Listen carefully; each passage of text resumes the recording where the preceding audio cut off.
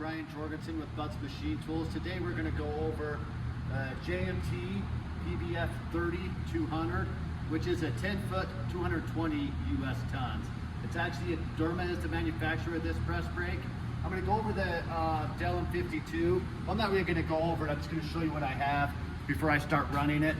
So we got our punch and die. So we got what we have is punch 2 selected, die 4, material is 1, which is steel. And I got my thickness, I got my length, and then right here I got my correction. I want a 90-degree bend. This is where my Y's are going to go to for my 90-degree bend. So Y1, Y2, you can see it's 8.46. And then I got my X-axis set at 2, my X-axis set at 2, and my retract set at 5, just so you can see some back gauge movement. And what's cool about a retract is it touches the material. I want my back gauge to move so it doesn't put pressure to my back gauge. In big cases where it has enough material, it can actually pull the back gauge off the back of the press brake. So it is good to use a retract or be aware of what it does. So I'm gonna go ahead and start the machine. I'm gonna make a bend.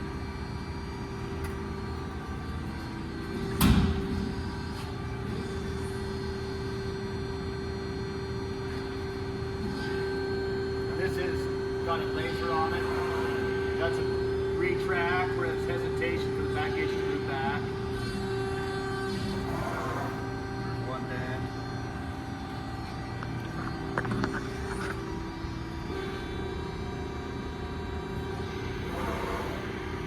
Hesitation.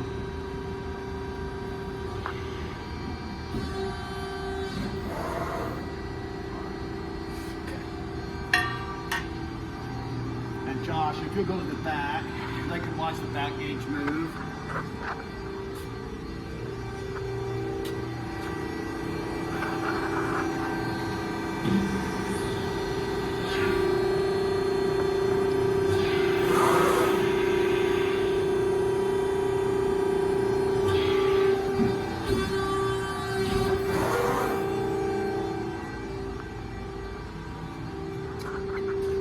Call us any questions or if you want a quote on this press brake.